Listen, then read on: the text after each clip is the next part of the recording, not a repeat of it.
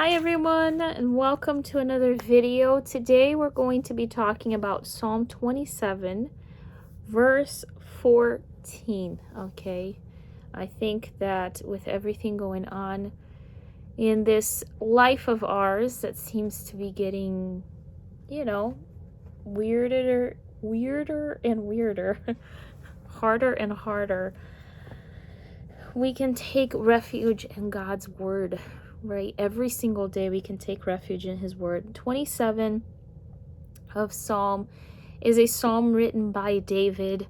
David, if you recall, was a man of God. He was a man who was called a friend of God, but he was also a human being in all its glory. He made many mistakes, one of which, and the one that is talked about the most, is the one with Bathsheba, where he slept with another man's wife. He committed adultery, and what's worse is he had the man killed, which I can talk about both sides of the story. Let me tell you, what was she doing there? She knew the king was going to be there, but I'm just saying, right? But this is a sin that he committed, that carried a lot of weight to his story and to his life. And David paid miserably because of it. Because of it, his own son fought against him. His own son did abominable things against him, and he had to be running for his life for a really long time. But what's beautiful about God is that even though David had done all of that, David repented wholeheartedly. He repented, and he was still sat on the throne, and he was still made king. And the Lord made sure throughout the generations that his lineage would not be wiped off. So much so that Jesus comes from that lineage, and then will soon be sitting on the throne himself,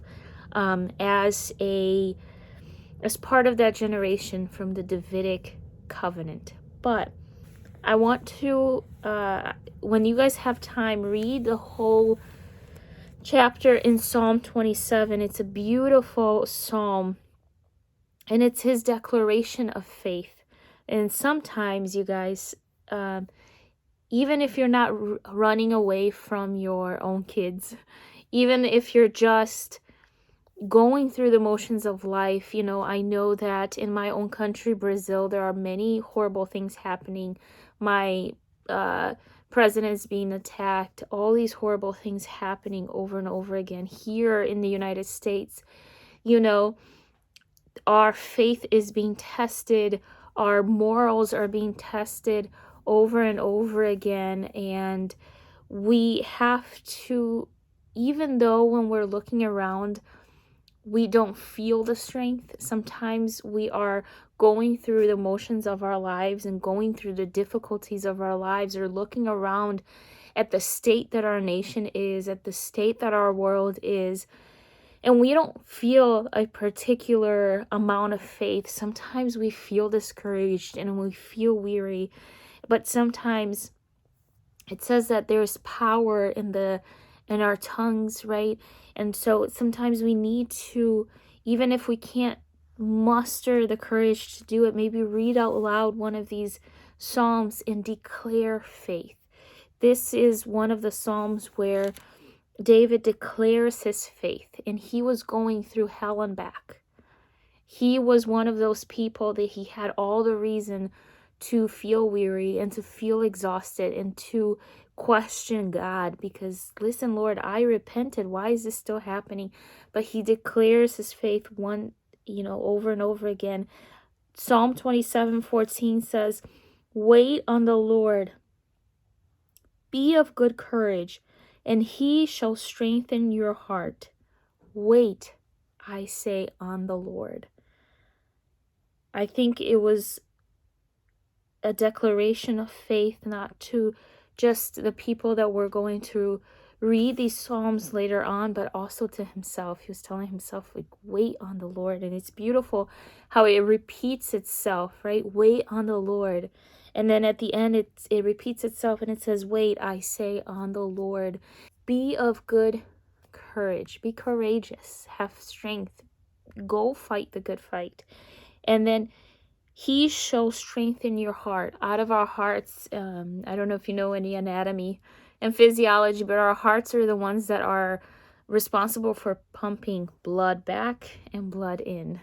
Oxygenated blood towards the rest of our bodies so that our organs can work, so that we can breathe and we can continue to live.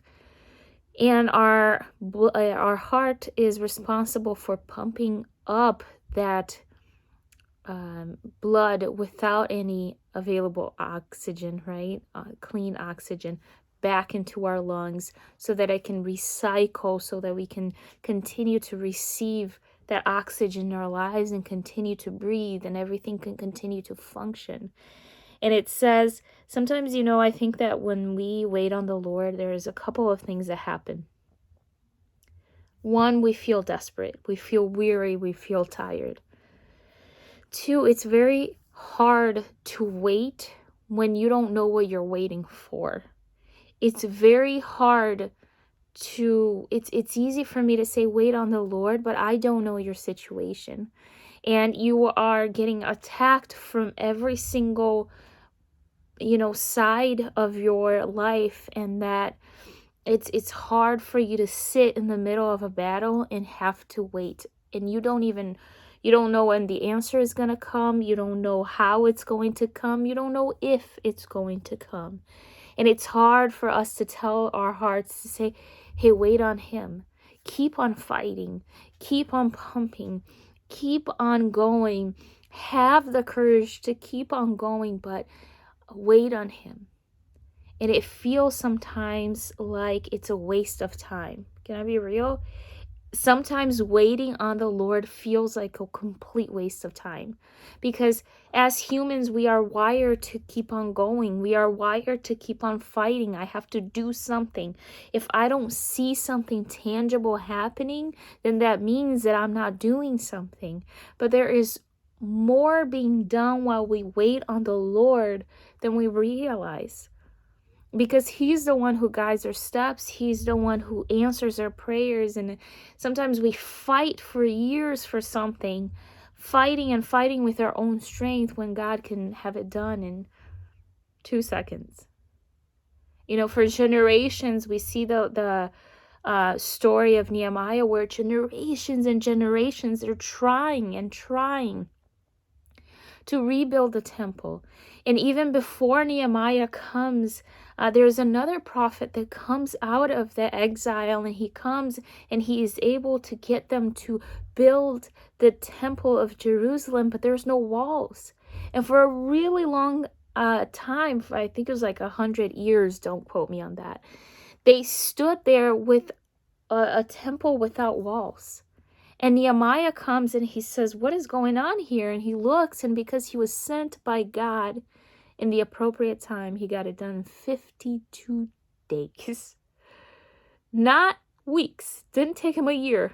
52 days, not even 2 months. What they had not been able to accomplish in a really long time. And so when it's time for us to receive from the Lord, he will make it happen, and he will make it happen quickly. But the hardest part of, I think, worshiping God is just waiting, because we don't know if he's even going to answer. But it says, he shall strengthen your heart. He's the one who's going to guide our emotions. We associate our hearts with our emotions, with our well-being, with our mind, right? We associate our hearts with our temper, and what we feel or don't feel like doing. And it says that he's going to strengthen your heart, because God's not dumb. He knows that waiting on him takes a lot of courage. He knows that waiting on him, there are moments that we're going to cry and we're going to say, Lord, I want to give up. Or Lord, I'm tired of waiting. There are moments that we are going to feel hopeless. Looking at the world, everything that is happening right now, it makes me feel hopeless. It makes me feel desperate, because I say, Lord, you're God. Can't you do something? And God just says, wait. Wait for it. There's something that I'm waiting for at this moment. I've been waiting for it for almost a year, you guys. And at the time, God had confirmed over and over again. There was confirmation. All of a sudden, he pulled the brakes. And I said, Lord, I don't understand what's going on. You were confirming and confirming and confirming, and I don't understand. And God said, I'm working on it. Just wait. It's been almost a year, and I'm still waiting. And there are moments that I'm like, Lord, I don't think it's going to happen. God, I am having a hard time waiting. And all I hear from him is, wait. So this is what I want to encourage you to do today. Is this. As we look at the world around us, as we look how our politicians are doing things and how the world is happening right now, maybe the problem is at your job or your family or just as a culture, right now. As we look around, I encourage you to wait on the Lord. I wanted to come in here and remind you that God knows. God knows you're tired. God knows you're weary. God knows how much courage it's taking for you to keep waiting. He knows that you're growing desperate. And he knows that you're growing hopeless. And he knows that from a human perspective, you're looking around and nothing is being done, and it's frustrating. Because remember, Jesus was in our shoes. But I wanted to come in here and just to remind you to wait on the Lord. When it is time, he will bring the right people to your life. When it is time, he will raise up the right people to preach the truth in this country. When it is time, he will open the doors that you've been asking for. And it will happen quickly. And you will see how good it was to wait on him. Because everything that he does comes perfect. It comes as a blessing.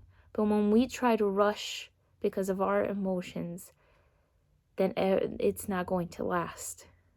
He's the one who will give you strength to keep on going, to keep on fighting, to keep on being courageous. Just wait just a little longer. I promise you, it is worth it. May God bless you guys, and I will see you next time. Bye-bye.